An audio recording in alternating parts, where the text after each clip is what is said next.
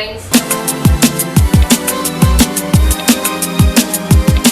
ಕುಶಾಲನಗರ ಪಟ್ಟಣದ field marshal Cariappa ವೃತ್ತದಲ್ಲಿ Muslim ಒಕ್ಕೂಟದ ವತಿಯಿಂದ ವಕ್ಫ್ ಬಿಲ್ ಮಸೂದೆ ತಿದ್ದುಪಡಿ ವಿರುದ್ಧ ಪ್ರತಿಭಟನೆಯನ್ನ ಮಾಡಿದರು. ಕೆಆರ್ಪೇಟೆ ಪಟ್ಟಣದಲ್ಲಿ ನಡೆಯುತ್ತಿರುವ ಜೀವನ್ ಮಿಷನ್ ಕುಡಿಯುವ ನೀರಿನ ಪೈಪ್ಲೈನ್ ಕಾಮಗಾರಿಯನ್ನ ಕಾರ್ಯಪಾಲಕ ಇಂಜಿನಿಯರ್ ನದಾಫ್ ಪರಿಶೀಲನೆ ನಡೆಸಿದರು. ಕುಶಾಲನಗರ ಪಟ್ಟಣದ ಕುಡ್ಮಂಗ್ಳೂರು ಗ್ರಾಮ ಪಂಚಾಯಿತಿ ವ್ಯಾಪ್ತಿಯ ಚಿಕ್ಕತೂರು ಗ್ರಾಮದಲ್ಲಿರುವ ಶ್ರೀ ಉದ್ಭವ ಗೌರಿಶಂಕರ ಸ್ವಾಮಿಯ ಜೀರ್ಣೋದ್ಧಾರ ಕಾರ್ಯ ನಡೆಯಿತು.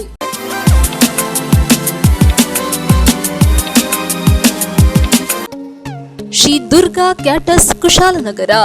ನಮ್ಮಲ್ಲಿ ಮದುವೆ, ಉಪನಯನ, ಗೃಹ ಪ್ರವೇಶ, ಯಾವುದೇ ಪೂಜಾ ಸಮಾರಂಭಗಳಿಗೆ ನಿಮ್ಮ ಮನೆ ಬಾಗಿಲಿಗೆ ರುಚಿಯಾದ ತಿಂಡಿ, ಊಟ ಸರಿಯಾದ ಸಮಯಕ್ಕೆ ಮಂಗಳೂರು ಶೈಲಿಯ ಬ್ರಾಹ್ಮಣರ ರುಚಿಯಾದ ಸಸ್ಯಾಹಾರ ಅಡುಗೆ ಮಾಡಿಕೊಡಲಾಗುವುದು. ಹೆಚ್ಚಿನ ಮಾಹಿತಿಗಾಗಿ ಸಂಪರ್ಕಿಸಿ ಶ್ರೀ ದುರ್ಗಾ ಕ್ಯಾಟರ್ಸ್ ಮಾಲೀಕರಾದ MS ಗೋಪಾಲ ಭಟ್ಟರು, ಕುಶಾಲನಗರ. ಮೊಬೈಲ್ ಸಂಖ್ಯೆ 9448019653, ಮತ್ತೊಂದು ಸಂಖ್ಯೆ 7353153690. ಕುಶಾಲನಗರ ತಾಲೂಕಿನ ಕುಡ್ಮಂಗ್ಳೂರು ಗ್ರಾಮ ಪಂಚಾಯಿತಿ ವ್ಯಾಪ್ತಿಯ ಚಿಕ್ಕತೂರು ಗ್ರಾಮದಲ್ಲಿರುವ ಶ್ರೀ ಉದ್ಭವ ಗೌರಿಶಂಕರ ಸ್ವಾಮಿಯ ಜೀರ್ಣೋದ್ಧಾರ ಹರಳ್ಳಿ ಮಠದ ಶ್ರೀಗಳ ಸಮ್ಮುಖದಲ್ಲಿ ನಡೆಯಿತು. ಕುಶಾಲನಗರ ತಾಲೂಕಿನ ಕುಡ್ಮಂಗ್ಳೂರು ಗ್ರಾಮ ಪಂಚಾಯಿತಿ ವ್ಯಾಪ್ತಿಯ ಚಿಕ್ಕತೂರು ಗ್ರಾಮದಲ್ಲಿರುವ ಶ್ರೀ ಉದ್ಭವ ಗೌರಿಶಂಕರ ಸ್ವಾಮಿಯ ದೇವಾಲಯದ ಜೀರ್ಣೋದ್ಧಾರಕ್ಕಾಗಿ ಸೋಮವಾರಪೇಟೆ ತಾಲೂಕಿನ ಶ್ರೀನಿವಾಸಂತೆ ಹೋಬಳಿಯ ಹರಳ್ಳಿ ಮಠದ ಶ್ರೀಗಳ ಸಮ್ಮುಖದಲ್ಲಿ ದೇವಾಲಯದಲ್ಲಿ ವಿಶೇಷ ಪೂಜಾ ಕೈಂಕರ್ಯಗಳನ್ನು ಹಮ್ಮಿಕೊಳ್ಳಲಾಗಿತ್ತು. ದೇವರಿಗೆ ವಿಶೇಷ ಅಭಿಷೇಕಗಳನ್ನು ನೆರವೇರಿಸಿ ಸುಗಂಧ ಪುಷ್ಪಗಳಿಂದ ಸುಂದರ ರೀತಿಯಲ್ಲಿ ಅಲಂಕಾರವನ್ನು ಮಾಡಲಾಗಿತ್ತು. ಬೆಳಗಿನಿಂದ ಅಧಿಕ ಸಂಖ್ಯೆಯಲ್ಲಿ ಗ್ರಾಮಸ್ಥರು ಆಗಮಿಸಿ ಪೂಜೆಯಲ್ಲಿ ಪಾಲ್ಗೊಂಡಿದ್ದರು. ಇದೇ ಸಂದರ್ಭದಲ್ಲಿ ದೇವಾಲಯ ಸಮಿತಿ ಅಧ್ಯಕ್ಷರು, ಪದಾಧಿಕಾರಿಗಳು ಹಾಗೂ ಗ್ರಾಮಸ್ಥರು ಉಪಸ್ಥಿತರಿದ್ದರು.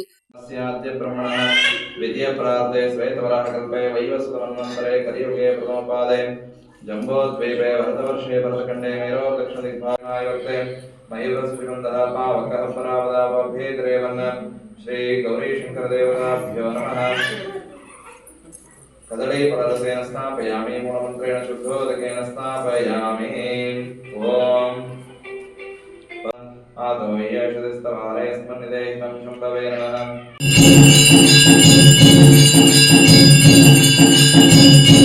ನ್ಯೂಸ್ ಸಂಗಮಕ್ಕಾಗಿ ಡಾಕ್ಟರ್ H. ಕೋಟಿ, ಕುಶಾಲನಗರ. ಕುಶಾಲನಗರ ಪಟ್ಟಣದ ಫೀಲ್ಡ್ ಮಾರ್ಷಲ್ ಕಾರ್ಯಪ್ಪ ವೃತ್ತದಲ್ಲಿ ಕುಶಾಲನಗರ ಹಾಗೂ ಸೋಮವಾರಪೇಟೆ ತಾಲೂಕು ಮುಸ್ಲಿಂ ಒಕ್ಕೂಟದ ವತಿಯಿಂದ ವಕ್ಫ್ ಬಿಲ್ ಮಸೂದೆ ತಿದ್ದುಪಡಿ ವಿರುದ್ಧ ಪ್ರತಿಭಟನೆಯನ್ನು ಮಾಡಿದರು. ಕುಶಾಲನಗರ ಪಟ್ಟಣದ ಫೀಲ್ಡ್ ಮಾರ್ಷಲ್ ಕಾರ್ಯಪ್ಪ ವೃತ್ತದಲ್ಲಿ ಕುಶಾಲನಗರ ಹಾಗೂ ಸೋಮವಾರಪೇಟೆ ತಾಲೂಕು ಮುಸ್ಲಿಂ ಒಕ್ಕೂಟದ ವತಿಯಿಂದ ವಕ್ಫ್ ಬಿಲ್ ಮಸೂದೆ ತಿದ್ದುಪಡಿ ವಿರುದ್ಧ ಪ್ರತಿಭಟನೆಯನ್ನ ಮಾಡಿದರು. ಕೇಂದ್ರದ ಮೋದಿ ಸರ್ಕಾರದ ವಂಚನೆಯ ಭಾಗವಾಗಿ ಮುಸಲ್ಮಾನರ ವಕ್ಫ್ ಆಸ್ತಿಯನ್ನ ಕಬಳಿಸುವ ಅಪಾಯಕಾರಿ ಕಾನೂನನ್ನ ಜಾರಿಗೆ ತರುತ್ತಿದ್ದು, ಈ ವಿಚಾರವಾಗಿ ವಕ್ಫ್ ಬಿಲ್ ತಿದ್ದುಪಡಿ ಮಸೂದೆ ಜಾರಿಗೆ ತರಲು ಹೊರಟಿರುವ ಕೇಂದ್ರ ಸರ್ಕಾರದ ವಿರುದ್ಧ ಆಕ್ರೋಶ ವ್ಯಕ್ತಪಡಿಸಿದ್ರು. ಮುಸ್ಲಿಂ ಒಕ್ಕೂಟದಿಂದ ವಿವಿಧ ಪ್ರಗತಿಪರ ಚಿಂತಕರು ಭಾಗವಹಿಸಿದ್ದರು. ಯಾವುದೇ ಅಹಿತಕರ ಘಟನೆ ನಡೆಯದಂತೆ ಬಿಗಿ ಪೊಲೀಸ್ ಬಂದೋಬಸ್ತ್ ಏರ್ಪಡಿಸಲಾಗಿತ್ತು.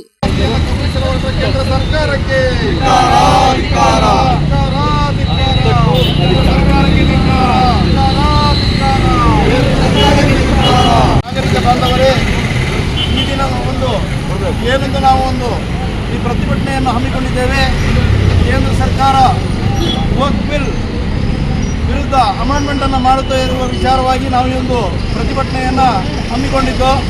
ಮುಖ್ಯ ವಿಚಾರವೇನಂತ ಹೇಳಿದ್ರೆ, ನಮ್ಮ ಇವತ್ತು ಮುಖ್ಯ ಭಾಷಣಕಾರರಾಗಿ ನಮ್ಮ ನಾಯಕರು ಆದ DP ಶಶಿಧರ್ ಅವರು ಕಾರಣಾಂತರದಿಂದ ಅವರಿಗೆ ಬರಲಿಕ್ಕಾಗಿಲ್ಲ. ಅದೇ ರೀತಿ ಬೃಹತ್ ಸಂಖ್ಯೆಯಲ್ಲಿ ಸೋಮವನ್ನು ಸೇರಿಸಿ ನಾವು ಎಲ್ಲ ನಾಯಕರುಗಳ ಸಮ್ಮುಖದಲ್ಲಿ ಈ ಒಂದು ಪ್ರತಿಭಟನೆಯನ್ನು ಮಾಡಿಕೊಳ್ಳಲಿಕ್ಕೆ ಮುಂದಿನ ದಿನಗಳಲ್ಲಿ ಆಲೋಚನೆಗಳನ್ನು ಮಾಡ್ತಿದ್ದೇವೆ. ಮತ್ತೊಂದು ವಿಚಾರವೇನು ಹೇಳಿದ್ರೆ, ಇದೊಂದು ಮಸೂದೆಯ ವಿರುದ್ಧ ನಾವು ಒಂದು ಪ್ರತಿಭಟನೆಯನ್ನು ಮಾಡ್ತಾ ಇದ್ದೇವೆ. ಈ ವಕ್ಫ್ ಆಸ್ತಿ ಯಾರಪ್ಪನ ಮನೆ ಆಸ್ತಿಯೂ ಅಲ್ಲ.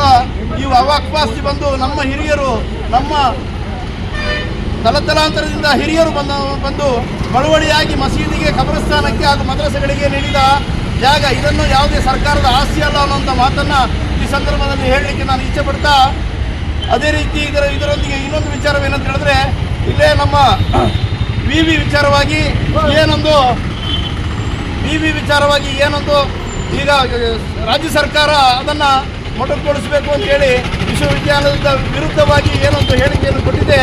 ಅದರ ವಿರುದ್ಧವೂ ಕೂಡ ನಾವು ಈ ಸಂದರ್ಭದಲ್ಲಿ ಧಿಕ್ಕಾರವನ್ನು ಕೂಗುತ್ತಾ ನಮ್ಮ ವಿವಿ ನಮಗೆ ಅವಶ್ಯಕತೆ ಇದೆ. ನಮ್ಮ ಈ ವಿವಿಯನ್ನು ಉಳಿಸಬೇಕು ಅನ್ನೋಂಥ ಮಾತನ್ನು ಈ ಮೂಲಕ ಹೇಳ್ಕೊಳ್ತಾ ಅನ್ನೊಂದೆರಡು ಮಾತುಗಳನ್ನು ಮುಗಿಸ್ತೇನೆ. ಆತ್ಮೀಯರೇ, ಈಗಾಗಲೇ ವಕ್ಫ್ ಆಸ್ತಿ ಅನ್ನೋದು ಅದರ ಬಗ್ಗೆ ಕೆಲವು ಜಿಜ್ಞಾಸೆಗಳಿದೆ ಜನರಲ್ಲಿ. ವಕ್ಫ್ ಆಸ್ತಿ ಅಂತ ಹೇಳಿದರೆ ನಮ್ಮ ಪೂರ್ವಿಕರು 1400 ವರ್ಷಗಳಿಂದ ಹಿಂದೆ ಧಾರ್ಮಿಕ ಕೆಲಸಕ್ಕಾಗಿ ಸಮುದಾಯದ ಅಭಿವೃದ್ಧಿಗಾಗಿ ದಾನ ಕೊಟ್ಟಂಥ ಆಸ್ತಿಗಳಾಗಿದೆ. ಅದು ಎಂದಿಗೂ ಸರ್ಕಾರದ ಆಸ್ತಿ ಅಲ್ಲ. ಇವತ್ತು ವಕ್ಫ್ ಕಾನೂನನ್ನು ಬಿಲ್ ಮುಖಾಂತರ ಇದು ಮಾಡಿದರೆ ನಾಳೆ ದೇವಸ್ಥಾನ ಮತ್ತು ಚರ್ಚ್ಗಳ ಆಸ್ತಿಗಳ ಮೇಲೆ ಸರ್ಕಾರ ಕಣ್ಣಾಕಿ ಮಾಡ್ತದೆ. ಯಾವುದೇ ಒಂದು ಸಮುದಾಯದ ಆಸ್ತಿ ಅದು ಸಮುದಾಯಕ್ಕೆ ಬಿಡಬೇಕು. ವೈಯಕ್ತಿಕ ಆಸ್ತಿಗಳು ಅವರವರಿಗೆ ಬಿಡಬೇಕು. ಅದು ಸರ್ಕಾರದ ಕೆಲಸ. ಅದು ಬಿಟ್ಟುಬಿಟ್ಟು ಇದು ದೇಶದ ಸಮಸ್ಯೆ ಅಲ್ಲ. ಇವತ್ತು ದೇಶದ ದೊಡ್ಡ ಸಮಸ್ಯೆ ಏನಂತ ಹೇಳಿದರೆ ಆರೋಗ್ಯ, ಶಿಕ್ಷಣ, ಬೇರೆ ಇನ್ನಿತರ ತುಂಬ ಯಾವುದೆಲ್ಲ ಇದೆ. ಅದರ ಬಗ್ಗೆ ಸರ್ಕಾರ ಯಾವುದೇ ಕಾರ್ಯಕ್ರಮವನ್ನು ಹಮ್ಮಿಕೊಳ್ತಾ ಇಲ್ಲ. ಈಗಾಗಲೇ ನಾವು ನೋಡಿದ್ದೇವೆ ಶಿಕ್ಷಣಕ್ಕೆ ಎಷ್ಟು ಇದರಲ್ಲಿದೆ ಅಂತ ಹೇಳಿದರೆ ಇವತ್ತು ವಿಶ್ವವಿದ್ಯಾನಿಲಯಗಳನ್ನು ಮುಚ್ಚಲಿಕ್ಕೆ ನೋಡ್ತಾ ಇದ್ದಾರೆ. ಅಲ್ಲದೆ ಕೇಂದ್ರ ಸರ್ಕಾರ ತನ್ನ ಬಜೆಟ್ನ 1% ಮಾತ್ರ ಇದಕ್ಕೆ ಕೊಡ್ತಾ ಇದೆ, ಯಾವುದು ಶಿಕ್ಷಣಕ್ಕೆ. ರಾಜ್ಯ ಸರ್ಕಾರ ಬರೀ 5% ಮಾತ್ರ ಕೊಡ್ತಾ ಇದೆ. ಇದರಿಂದಾಗಿ ನಾವು ಇಲ್ಲಿ ಕಾಣ್ತಾ ಇದ್ದೇವೆ, ಇಲ್ಲಿ ಇದನ್ನು ವ್ಯಾಪಾರೀಕರಣವಾಗಿದೆ ಶಿಕ್ಷಣ. ಆ ಶಿಕ್ಷಣ ವ್ಯಾಪಾರೀಕರಣ ಇದು ದೊಡ್ಡ ಸಮಸ್ಯೆ ನಮ್ಮ ದೇಶದಲ್ಲಿ. ಈಗ ಒಬ್ಬೊಬ್ಬ ವ್ಯಕ್ತಿ ಅವನ ಅಲ್ಲಿ ಇರುವಂಥ ಇದು ಒಳ್ಳೆ ಬುದ್ಧಿವಂತ ಹುಟ್ಟಿದ್ದಾರಲ್ಲ, ಅವರಿಗೆ ವಿದ್ಯಾಭ್ಯಾಸ ಕೊಡಲಿಕ್ಕೆ ಆಗ್ತಾ ಇಲ್ಲ. ಯಾಕೆಂದರೆ ಹಣ ಇಲ್ಲ ಬಡವರಲ್ಲಿ. ಅದರಿಂದಾಗಿ ಪ್ರತಿಭಾವಂತ ಮಕ್ಕಳು ವಿದ್ಯೆಯಿಂದ ಇಲ್ಲಿ ವಂಚನೆ ಆಗ್ತಿದ್ದಾರೆ. ಈಗ ನೀವು ಒಬ್ಬ ಬಡ ವ್ಯಕ್ತಿ ಅವನ ಮಕ್ಕಳನ್ನು ಯಾವುದಾದ್ರೂ IAS ಆಫೀಸರು, ಯಾವುದಾದ್ರೂ ಡಾಕ್ಟ್ರು, ಇಂಜಿನಿಯರ್ ಮಾಡಬೇಕಂತ ಅವ್ರಿಗೆ ಆಗದಂಥ ಒಂದು ಪರಿಸ್ಥಿತಿ ಇದೆ. ಇದು ದೇಶದ ದೊಡ್ಡ ಸಮಸ್ಯೆ. ನಮ್ಮ ಮಕ್ಕಳಿಗೆ ನಾವು ಸರಿಯಾದ ವಿದ್ಯಾಭ್ಯಾಸ ಕೊಟ್ಟರೆ ಇವತ್ತು ನಮ್ಮ ದೇಶ ಎಲ್ಲಿಗೆ ಹೋಗಿ ತಪ್ಪುತ್ತದೆ. ಇವತ್ತು ನಾವು ಕಾಣ್ತಾ ಇದ್ದೇವೆ, ಇಲ್ಲಿ ನಮ್ಮ ದೇಶಕ್ಕೆ ಬರುವಂಥ ವಿದೇಶಿ ವಿನಿಮಯ ಇದೆಯಲ್ಲ, ಆ ವಿದೇಶಿ ವಿನಿಮಯ ಬರ್ತಾ ಇರೋದು ಇಲ್ಲಿ ಕಲಿತು ಹೋದಂಥ ವಿದ್ಯಾವಂತ ಜನಗಳಿಂದ ಅಲ್ಲಿಂದ ಇಲ್ಲಿಗೆ ಅಮೇರಿಕ, ಬೇರೆ ಬೇರೆ ದೇಶಗಳಿಂದ ನಮಗೆ ಇಲ್ಲಿ ಹರಿದು ಬರ್ತಾ ಇರುವಂಥ ವಿದೇಶಿ ವಿನಿಮಯ ನಮ್ಮ ಇಲ್ಲಿ. ನ್ಯೂಸ್ ಸಂಗಮಕ್ಕಾಗಿ ಡಾಕ್ಟರ್ ಎಚ್ ಮೃಗಕೋಟಿ, ಕುಶಾಲನಗರ. ಕೆಆರ್ಪೇಟೆ ಕೃಷಿ ಉತ್ಪನ್ನ ಮಾರುಕಟ್ಟೆ ಸಮಿತಿಗೆ ಸೇರಿದ ಅರ್ಧ ಎಕರೆ ಸರ್ಕಾರಿ ಜಾಗವನ್ನು ಅತಿಕ್ರಮಿಸಿರುವುದರ ಬಗ್ಗೆ ಸರ್ವೆ ಇಲಾಖೆ ಅಧಿಕಾರಿಗಳು ಮಾಹಿತಿ ಪಡೆದರು. ಕೆಆರ್ಪೇಟೆ ಕೃಷಿ ಉತ್ಪನ್ನ ಮಾರುಕಟ್ಟೆ ಸಮಿತಿಗೆ ಸೇರಿದ 2 ಕೋಟಿ ರುಗಳ ಬೆಲೆ ಬಾಳುವ 18 ಗುಂಟೆ ಸರ್ಕಾರಿ ಜಾಗವನ್ನು ಪಟ್ಟಭದ್ರ ಹಿತಾಸಕ್ತಿಗಳು ಕಬಳಿಸಲು ಸಂಚು ನಡೆಸಿದ್ದು, ಇಂದು ಕಂದಾಯ ಮತ್ತು ಭೂ ದಾಖಲೆ ಇಲಾಖೆ ಅಧಿಕಾರಿಗಳು ಎಪಿಎಂಸಿ ಕಾರ್ಯದರ್ಶಿ ಸತೀಶ್ ಅವರಿಂದ ಮಾಹಿತಿ ಪಡೆದರು. ಕೆಆರ್ಪೇಟೆ ಪಟ್ಟಣದ ಜಯನಗರ ಬಡಾವಣೆಯಲ್ಲಿ ಕಾಂಪೌಂಡ್ ಹಾಕಿರುವ ಎಪಿಎಂಸಿಗೆ ಸೇರಿದ 6.5 ಎಕರೆ ಭೂಮಿಯಲ್ಲಿರುವಂತೆ ನಕಲಿ ಆರ್ಟಿಸಿ ದಾಖಲೆ ಸೃಷ್ಟಿಸಿ ದಬ್ಬಾಳಿಕೆ ದೌರ್ಜನ್ಯದ ಮೂಲಕ ಕಾಂಪೌಂಡ್ ಒಡೆದು 18 ಗುಂಟೆ ಸರ್ಕಾರಿ ಭೂಮಿಯನ್ನು ವಶಪಡಿಸಿಕೊಳ್ಳಲು ಮುಂದಾದ ನಾಗಮಂಗಲ ಮೂಲದ ಪ್ರಭಾವಿ ರಾಜಕಾರಣಿ ಲಕ್ಷ್ಮೀನಾರಾಯಣ ಅವರ ಕ್ರಮಕ್ಕೆ ಸಾರ್ವಜನಿಕರಿಂದ ತೀವ್ರವಾದ ಪ್ರತಿರೋಧ ವ್ಯಕ್ತವಾಗಿದೆ. ಸರ್ಕಾರಿ ಭೂಮಿಯನ್ನು ಕಾಪಾಡಬೇಕಾದ ಕಂದಾಯ ಇಲಾಖೆ ಹಾಗೂ ಸರ್ವೆ ಇಲಾಖೆ ಅಧಿಕಾರಿಗಳು ರಾಜಕೀಯ ಒತ್ತಡ ಹಾಗೂ ಪ್ರಭಾವಕ್ಕೆ ಮಣಿದು ಎಪಿಎಂಸಿ ಕಾರ್ಯದರ್ಶಿಯ ಮೇಲೆ ಒತ್ತಡ ಹಾಕಿ 2 ಕೋಟಿ ರು ಬೆಲೆ ಬಾಳುವ ಸುಮಾರು ಅರ್ಧ ಎಕರೆ ಸರ್ಕಾರಿ ಭೂಮಿಯನ್ನು ಕಾಂಪೌಂಡ್ ತೆರವುಗೊಳಿಸಿ ಪ್ರಭಾವಿ ರಾಜಕಾರಣಿಗೆ ಸ್ವಾಧೀನಕ್ಕೆ ನೀಡಲು ಮುಂದಾಗಿರುವ ಕಂದಾಯ ಮತ್ತು ಸರ್ವೆ ಇಲಾಖೆ ಅಧಿಕಾರಿಗಳು ಮುಂದಾಗಿರುವುದನ್ನು ಪ್ರಗತಿಪರ ಸಂಘ ಸಂಸ್ಥೆಗಳ ಮುಖಂಡರು ಹಾಗೂ ಪತ್ರಕರ್ತರು ತೀವ್ರವಾಗಿ ಖಂಡಿಸಿದ್ದಾರೆ. ಸರ್ಕಾರಿ ಭೂಮಿಯ ಅತಿಕ್ರಮಣದ ಬಗ್ಗೆ ಪತ್ರಕರ್ತರೊಂದಿಗೆ ಮಾತನಾಡಿದ ಎಪಿಎಂಸಿ ಕಾರ್ಯದರ್ಶಿ ಸತೀಶ್, ಸರ್ಕಾರಿ ಆಸ್ತಿಯ ಸಂರಕ್ಷಣೆ ನಮ್ಮೆಲ್ಲರ ಹೊಣೆಯಾಗಿದೆ. ಎಪಿಎಂಸಿ ಸ್ವಾಧೀನದಲ್ಲಿರುವ 22 ಎಕರೆ ಭೂಮಿಯನ್ನು ನಮಗೆ ಗುರುತಿಸಿ ಹದ್ದುಬಸ್ತು ಮಾಡಿಸಿಕೊಟ್ಟು ಖಾಸಗಿಯವರ ಜಾಗವು ನಮ್ಮ ಜಾಗದೊಳಗಿದ್ದರೆ ಪಡೆದುಕೊಳ್ಳಲಿ. ಅಕ್ರಮವಾಗಿ ರಾಜಕೀಯವಾಗಿ ಒತ್ತಡ ಹಾಕಿಸಿದರೆ ನಾವು ಜಗ್ಗುವವರಲ್ಲ. ಒಂದೇ ಒಂದು ಅಡಿ ಸರ್ಕಾರಿ ಭೂಮಿಯ ಅತಿಕ್ರಮಣವಾಗಲು ನಾನು ಬಿಡುವುದಿಲ್ಲ. ಸರ್ಕಾರಿ ಆಸ್ತಿಯ ಉಳಿವಿಗಾಗಿ ಯಾವುದೇ ರೀತಿಯ ಕಾನೂನುಬದ್ಧವಾದ ಹೋರಾಟ ನಡೆಸಲು ನಾನು ಬದ್ಧನಾಗಿದ್ದೇನೆ ಎಂದು ಸ್ಪಷ್ಟಪಡಿಸಿದರು. ಎಪಿಎಂಸಿ ಕಚೇರಿಯಲ್ಲಿ ನಡೆದ ಸಮಾಲೋಚನಾ ಸಭೆಯಲ್ಲಿ ಭೂ ದಾಖಲೆಗಳ ಸಹಾಯಕ ನಿರ್ದೇಶಕ ಸಿದ್ದಯ್ಯ, ರಾಜಸ್ವ ನಿರೀಕ್ಷಕರಾದ ಜ್ಞಾನೇಶ್, ಕಂದಾಯ ಅಧಿಕಾರಿ ಜಗದೀಶ್, ಆಸರೆ ಸಮಾಜ ಸೇವಾ ಟ್ರಸ್ಟ್ ಅಧ್ಯಕ್ಷರಾದ ಎಚ್.ಪಿ. ಮಂಜುನಾಥ್, ಪುರಸಭೆ ಮಾಜಿ ಸದಸ್ಯರಾದ ಕೆಆರ್ ನೀಲಕಂಠ, ಗ್ರಾಮ ಪಂಚಾಯಿತಿ ಸದಸ್ಯರಾದ ಆರ್ ಶ್ರೀನಿವಾಸ್ ಮತ್ತಿತರರು ಭಾಗವಹಿಸಿದ್ದರು.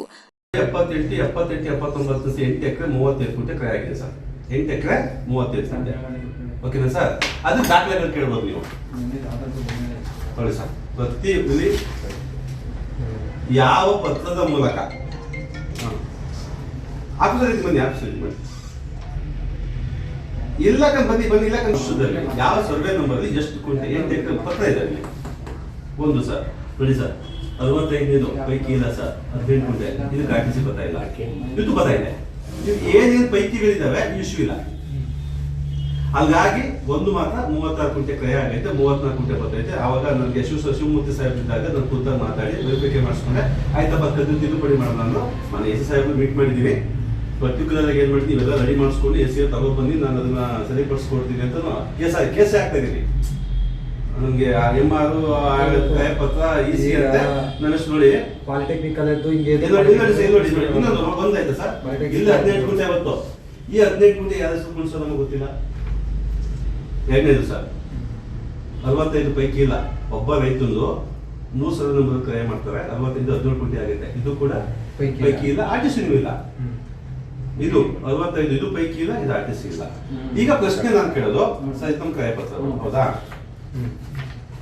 ಇಷ್ಟು ಕ್ರಯ ಪತ್ರಗಳಿವೆ, 8 ಎಕರೆ 35 ಗುಂಟೆ ಹೌದಾ ಸರ್. ECಗಳು ಸರ್ 78ನೇ ಸಾಲಿಂದ 265 18 ಗುಂಟೆ ಬಳ್ಳಾರಿ ಕೋರ್ಟಿಂದ APMC ಮಂಡಿ, ಅವಾಗ APMC ಮಂಡಿ ಇತ್ತು ಬರ್ತಿದೆ, ಈವನ್ ಕೂಡ ಕೊಡ್ತಾ ಇದೆ. ಪ್ರತಿಯೊಂದು ಕೇಸು ಇದೆ ಸರ್.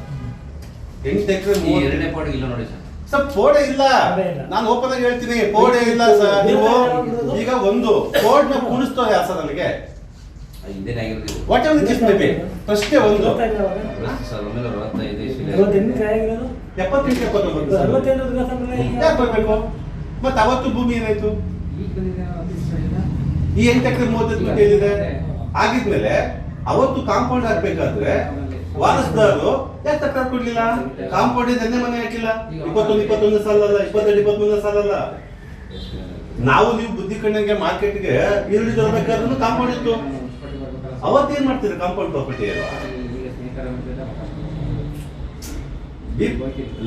ಪ್ರಾಕ್ಟಿಕಲ್ ಆಗಿ ಮತ್ತೆ ಇದನ್ನ ಥಿಂಕ್ ಮಾಡಿದಾಗ ವಿಷಯ ಅದೇ ಅಲ್ಲ ಸರ್. ಈಗ ನಿಮ್ಮದು ಬಿಟ್ಬಿಟ್ಟೆ ಬೇರೆ ಏನೋ ಮಾಡ್ತೀವಿ. ಈಗ ಆಯ್ತು, ಒಂದ್ ನಿಮಿಷ. ಈಗ ನೋಡಿ ಸರ್ ಏಮಾದ್ರು ನೋಡಿ ಸರ್, ಎಲ್ಲ ಈಗ ಸರಿ ಸರ್, ಸಿವಿಲ್ ಕೋಡ್ ಐತಲ್ಲ, ಕಾಪಿ ಕೊಡಿ. ಅದು ಗೊತ್ತಿದಲ್ಲ ಅಲ್ಲ ಸರ್. 19 ಗುಂಟೆ ಈಗ ಈ 19 ಗುಂಟೆ ಜಾಗ ಒಳಗಡೆ ಇದೆಯಲ್ಲ, 17 ಗುಂಟೆ ಜಾಗ ನಿಮ್ಗೆ ಗೊತ್ತು, 65/6 ಅಂದ್ರೆ ಪಕ್ಕ ಕುಣಿಸ್ಕೊಂಡಿದ್ದಾರೆ ಅಲ್ವಾ? ಆ 17 ಗುಂಟೆನ ಈ ಕಡೆಗೆ ಮಿಸ್ ಆಗಿದೆ, ಆ ಕಡೆ ಕೊಟ್ಟಿದ್ರೆ ನಮ್ದು ಈ ಕಡೆ 17 ಗುಂಟೆ ಬತ್ತು ಅಂತ ಅಂದ್ರೆ ಕರೆಕ್ಟ್ ಆಗಿ ನಮ್ಗೆ 22 ಎಕರೆ 37 ಗುಂಟೆ ಜಾಗ ಪೊಸಿಷನ್.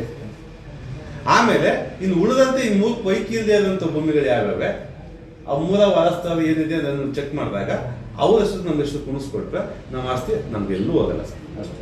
ಅದಕ್ಕೆ ಅದನ್ನೇ ಒಂದು ಅಪ್ಲಿಕೇಶನ್ ಕೊಟ್ಟಿದ್ರೆ ಕೊಡಿ ಅಂತ ಕೇಳ್ತಾರೆ. ಈಗ ಕಾಲೇಜ್ ಇದೇ ರೀತಿ ಇತ್ತು, ಅದು ಸಮಸ್ಯೆ ಅಲ್ಲಲ್ಲ. ಈಗ ಅಪ್ಲಿಕೇಶನ್ ಅಂತ ಅಂದ್ರೆ ನಾವು ಹಿಂದೆ ಏನ್ ಕೊಟ್ಟಿದ್ದೀವಿ ಅಂತ ಶಿವಮೂರ್ತಿ ಸಾಹೇಬ್ ಕೇಳಿ, ಶಿವಮೂರ್ತಿ ಸಾಹೇಬ್ ಇದ್ದಾಗ ಇಂಡಿವಿಜುವಲ್ ಆಗಿ ಏನ್ ಮಾಡಿದ್ದು, ಈ ತರ ನಮ್ದು ಕ್ರಯ ಆಗಿದೆ, MC ಇದಿದೆ, ಏನು ಪತ್ರಗಳಿದೆ, EC ಇದೆ, MRಗಳಿದೆ, ಮೂರರಂತೆ ನಮ್ದು ಜಮೀನನ್ನ RTCನ ತಿದ್ದುಪಡಿ ಮಾಡಿ ಕೂರಿಸ್ಕೊಡಿ ಅಂತ ಕೇಳಿದೆ. ಎಲ್ಲ ವೆರಿಫೈ ಕೆಲಸ ಮಾಡಾಗಿತ್ತು. 2022-23 ಸಾಲದ ಹತ್ರ ಕೊಟ್ಟಿದ್ವಿ, ಅದು ಹಂಗೆ ಆಯ್ತು. ಕೊನೆಗೆ ಅದು ಆಗ್ಲಿಲ್ಲ. ಕೊನೆಗೆ ಏನ್ ಮಾಡಿದ್ರು ನಾವು, SC ಸಾಹೇಬ್ ಮೊನ್ನೆ ಶ್ರೀನಿವಾಸನ್ ಸಾಹೇಬ್ನ ಮೀಟ್ ಮಾಡ್ಕೊಂಡು ಬಂದಾಗ ಅವೇನಂದು, ನೀವು ಯಾವುದು 65/2 ಮಾತ್ರ ತಲೆ ಕೆಡಿಸ್ಕೊಳಕ್ ಹೋಗ್ಬೇಡಿಪ್ಪ, ನಿಮ್ಮ ಆ ಸರ್ವೆ ನಂಬರ್ ಅಲ್ಲಿ ಏನೇನು ಇಶ್ಯೂಸ್ ಇದೆ ಎಲ್ಲದಕ್ಕೂ ರೆಕಾರ್ಡ್ ಸ್ಟಡಿ ಮಾಡಿಸ್ಕೊಂಡು ತಗೊಬಂದು ನಿಮ್ ಲಾಯರ್ ಮುಖಾಂತರ ಹಾಕಿ, ಇಲ್ಲ ನನಗಾದ್ರೂ ಕೊಡಿ, ನಾನು ರೆಡಿ ಮಾಡಿಸ್ಕೊಡ್ತೀನಿ ಅಂತ ಹೇಳಿದ್ದಾರೆ. ಈಗ ನಾನು ಅವತ್ತು ಇನ್ನು 8 ಎಕರೆ 35 ಗುಂಟೆನ RTC ಮಾಡಿಸ್ಕೊಂಡು 10 ಬಸ್ತು ಕಟ್ಟಿದಾಗ ನೀವೇ ಬಂದು ಅರ್ಥ ಮಾಡ್ಕೊಡ್ಬೇಕಲ್ಲ ಭೂಮಿನ. ಅದು ಅವತ್ತಾಗೋ ಬದಲು ಅದು ಇವತ್ತೇ ನಮ್ಮ ಭೂಮಿ ಇದೈತೆ ಅಂತ ಇದಾಗ್ಬಿಟ್ಟು ಸಮಸ್ಯೆ ಆಗಲ್ಲ. ನ್ಯೂಸ್ ಸಂಗಮಕ್ಕಾಗಿ doctor KR Neelakantha, KR Pete. Virajpet taluk ಗೋಣಿಕೊಪ್ಪದಲ್ಲಿ ಕ್ಲಸ್ಟರ್ ಮಟ್ಟದ FLN ಕಲಿಕಾ ಹಬ್ಬ ಅರ್ಥಪೂರ್ಣವಾಗಿ ನಡೆಯಿತು. ವಿರಾಜಪೇಟೆ ತಾಲೂಕಿನ ಗೋಣಿಕೊಪ್ಪದಲ್ಲಿ ಕ್ಲಸ್ಟರ್ ಮಟ್ಟದ FLN ಕಲಿಕಾ ಹಬ್ಬ ನಡೆಯಿತು. ಕಾರ್ಯಕ್ರಮದ ಅಧ್ಯಕ್ಷತೆಯನ್ನು STMC ಅಧ್ಯಕ್ಷರಾದ ಶ್ರೀಮತಿ ಸುನೀತರವರು ವಹಿಸಿದ್ದರು. ಮುಖ್ಯ ಅತಿಥಿಗಳಾಗಿ ಕ್ಷೇತ್ರ ಸಂಪನ್ಮೂಲ ಸಮನ್ವಯ ಅಧಿಕಾರಿಗಳಾದ KR ಬಿಂದು, ತಾಲೂಕು ಪ್ರಾಥಮಿಕ ಶಾಲಾ ಶಿಕ್ಷಕರ ಸಂಘದ ಉಪಾಧ್ಯಕ್ಷರಾದ ಭಾರತಿ, ಶಿಕ್ಷಣ ಸಂಯೋಜಕರಾದ KR ವಿಶಾಲಾಕ್ಷಮ್ಮ, ಕ್ಷೇತ್ರ ಸಂಪನ್ಮೂಲ ವ್ಯಕ್ತಿಗಳಾದ ವಾಮನ, ಸವಿತಾ ಸಮಾಜದ ಕಾರ್ಯದರ್ಶಿಗಳಾದ ಮಹೇಶ್, ಚಿತ್ರಕಲಾ ಶಿಕ್ಷಕರಾದ ಸತೀಶ್, ಸಹ ಶಿಕ್ಷಕರಾದ ಜಯಂತಿ, ಕ್ಲಸ್ಟರ್ನ ಎಲ್ಲ ಶಾಲೆಗಳ ಮುಖ್ಯ ಶಿಕ್ಷಕರು, ತಾಲೂಕಿನ ವಿವಿಧ ಸಮೂಹ ಸಂಪನ್ಮೂಲ ವ್ಯಕ್ತಿಗಳಾದ BT Venkatesh, P Murugan, Jeevan, ಅನಿತಕುಮಾರಿ, MB ಸೌಮ್ಯ, ಅರುಣ್, ರಾಧಾ ಹಾಜರಿದ್ದರು. ನ್ಯೂಸ್ ಸಂಗಮಕ್ಕಾಗಿ ವಂಶಿಹನಿ, ಕುಶಾಲನಗರ. KR ಪಟ್ಟಣದಲ್ಲಿ ಆಮಿ ವೇಗದಲ್ಲಿ ನಡೆಯುತ್ತಿರುವ ಜಲ್ ಜೀವನ್ ಮಿಷನ್ ಕುಡಿಯುವ ನೀರಿನ ಪೈಪ್ಲೈನ್ ಕಾಮಗಾರಿಯನ್ನು ಕಾರ್ಯಪಾಲಕ ಇಂಜಿನಿಯರ್ ನದಾಫ್ ಪರಿಶೀಲನೆ ನಡೆಸಿದರು. KR ಪಟ್ಟಣ ಸೇರಿದಂತೆ ಅಗ್ರಹಾರ ಬಡಾವಣೆಯಲ್ಲಿ ಪುರಸಭೆಯು ಅಮೃತ್ ಯೋಜನೆ ಅಡಿಯಲ್ಲಿ 35 ಕೋಟಿ ರುಗಳ ವೆಚ್ಚದಲ್ಲಿ ಕೈಗೊಂಡಿರುವ ಶುದ್ಧ ಕುಡಿಯುವ ನೀರಿನ ಪೈಪ್ಲೈನ್ ಕಾಮಗಾರಿ ನಡೆಸಲು ರಸ್ತೆ ಬಗೆದು ಗುಂಡಿ ತೆಗೆದು ಗುಂಡಿ ಮುಚ್ಚದೆ ಹಾಗೆಯೇ ಬಿಟ್ಟಿರುವುದರಿಂದ ಜನಸಾಮಾನ್ಯರು ಹಾಗೂ ವಯೋವೃದ್ಧರು ತಮ್ಮ ಮನೆಗೆ ಹೋಗಲು ಹರಸಾಹಸ ಮಾಡುತ್ತಿದ್ದಾರೆ. ಕೆಲವರು ಪೈಪ್ಲೈನ್ ಅಳವಡಿಸಲು ತೆಗೆದಿರುವ ಗುಂಡಿಯಲ್ಲಿ ಬಿದ್ದು ಕೈಕಾಲು ಮುರಿದುಕೊಳ್ಳುತ್ತಿರುವುದನ್ನು ಕಣ್ಣಾರೆ ಕಂಡು ನಗರ ನೀರು ಸರಬರಾಜು ಹಾಗೂ ಒಳಚರಂಡಿ ಮಂಡಳಿಯ ಅಧಿಕಾರಿಗಳಿಗೆ ಪುರಸಭೆ ಸದಸ್ಯರಾದ ಕೆಎಸ್ ಪ್ರಮೋದ್ ದೂರು ನೀಡಿ ಆದಷ್ಟು ಜಾಗೃತಿಯಾಗಿ ಪೈಪ್ಲೈನ್ ಕಾಮಗಾರಿ ಸಂಪೂರ್ಣಗೊಳಿಸಿ ಶ್ರೀ ಸಾಮಾನ್ಯರ ನೋವಿಗೆ ದನಿಯಾಗಬೇಕು ಎಂಬ ಮಾನವೀಯ ಹಿನ್ನೆಲೆಯಲ್ಲಿ ಎಕ್ಸಿಕ್ಯೂಟಿವ್ ಎಂಜಿನಿಯರ್ ನದಾಫ್ ಪಟ್ಟಣದ ವಿವಿಧ ವಾರ್ಡ್ಗಳ ಬೀದಿಗಳಲ್ಲಿ ಸಂಚರಿಸಿ ಸಮಸ್ಯೆಗಳನ್ನು ಆದಷ್ಟು ಜಾಗೃತಿಯಾಗಿ ಸರಿಪಡಿಸಿ ಪೈಪ್ಲೈನ್ ಅಳವಡಿಸಲು ಕ್ರಮ ಕೈಗೊಳ್ಳುವ ಜೊತೆಗೆ ಗುಂಡಿಗಳಿಗೆ ಕಾಂಕ್ರೀಟ್ ಹಾಕಿಸಿ ಮುಚ್ಚಿಸಿ ಅನುಕೂಲ ಮಾಡಿಕೊಡುವ ಭರವಸೆಯನ್ನ ಡಬಲಿ ನದಾಫ್ ತಿಳಿಸಿದ್ರು. ಕಮಿಷನ್ ಆದಮೇಲೆ ಯಾವುದು ಪೈಪ್ ಲೀಕೇಜ್ ಇಲ್ಲ, ಲೀಕ್ ಪ್ರೂಫ್ ಆದಮೇಲೆ ನಾವು ಇದು ಮಾಡ್ಬೋದು. ನಾನೇನಂದ್ರೆ ಈಗ ನಮ್ಮ ನಾರಾಯಣಗೌಡ ಮಿನಿಸ್ಟರ್ ಆಗಿದ್ದಾಗ ಈ ರಸ್ತೆ ಮಾಡಿಸಿದ್ವಿ. ಇದು ಇಂಟರ್ಲಾಕಿಂಗ್ ಮಾಡ್ಬೇಕು ಅಂತ ಇಲ್ಲಿ ನಾವ ಲಾಸ್ಟ್ ಟೈಮ್ ಅಲ್ಲಲ್ಲ, ನಾನು ಒಂದು 3 ತಿಂಗಳು ಲಾಸ್ಟ್ ಬಂದು ಎಲ್ಲಾ ಕಡೆ ಗಲ್ಲಿ ತಿರುಗಾಡಿ ನಾನು ಹಳೆ ಊರಲ್ಲಿ ಈ ತರ ಇಂಟರ್ಲಾಕಿಂಗ್ ಮಾಡಿ ನೀಟಾಗಿ ಕ್ವಾಲಿಟಿ ವರ್ಕ್ ಕೊಡ್ಸೋದು ಇದು ಒಂಥರ ಮಾದರಿ ರಸ್ತೆ. ಈಗ ಪೀಸ್ ಆಗ್ಬಿಟ್ರೆ ಇಲ್ಲಿ ಒಂದು ವಾರ ಆಗಿದೆ ಏನ್ ಮಾಡಿಸಿ ನಾಳೆಯಿಂದ ಕೆಲಸ ಶುರು ಮಾಡಿ ಹೆಂಗೆ ನೀಟಾಗಿ ತೆಗಿಸ್ತೀವಿ. ನನಗೇನಿಲ್ಲ ಸರ್, ನೀವು ಮೀಟಿಂಗ್ ಬಂದ ನೀನೇನಾ ನಂಬರ್ ನೋಡಪ್ಪ, ನೀನು ಕಾಂಟ್ಯಾಕ್ಟ್ ಮಾಡ್ಕೊಂಡು ಏನಿದೆ ತರುಣ್ ಅಂತ. ನೀವು ಯಾರೋ ಬೇರೆ ಹೆಸರು ಹೇಳಿದ್ರಿ ಸರ್? ಮಹೇಶ್ ಅಂತ ಮಹೇಶ್ ಅವ್ರು ಬರ್ತಾರೆ. ಅವರು ಮೇನ್ ಅವರು ಅಂದ್ರೆ ಕಾಂಟ್ರಾಕ್ಟರ್ ತಮ್ಮ, ಅವನು ಕೆಲಸ ಮಾಡ್ಸೋ ಇವನೇ.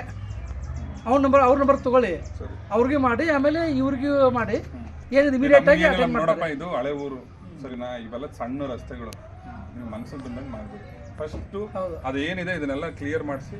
ಆ ಕಡೆ ಸೈಡ್ ಎಲ್ಲ ನೋಡಿದ್ಯಾ, ಆ ಕಡೆ ಹೆಂಗೈತೆ ಹಂಗೆ ಐತೆ ಇದೆಲ್ಲ.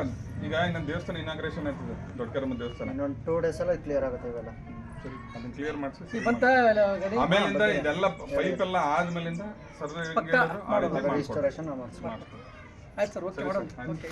ನ್ಯೂಸ್ ಸಂಗಮಕ್ಕಾಗಿ ಡಾಕ್ಟರ್ ಕೆಆರ್ ನೀಲಕಂಠ, ಕೆಆರ್ಪೇಟೆ.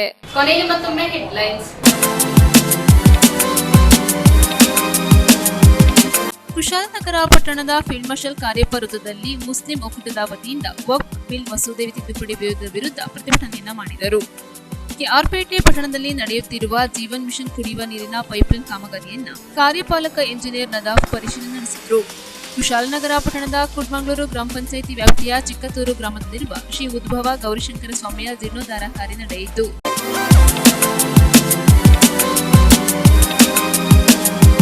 ಇಲ್ಲಿಗೆ ನ್ಯೂಸ್ ಸಂಗಮ ಮುಕ್ತಾಯವಾಯಿತು. ಸುದ್ದಿ, ಮಾಹಿತಿ, ಮನೋರಂಜನೆಗಾಗಿ ನೋಡ್ತಾ ಇರಿ ಸಂಗಮ ಟಿವಿ. ವಂದನೆಗಳೊಂದಿಗೆ ಸುಪ್ರೀತಾ ಎಲ್ಎನ್.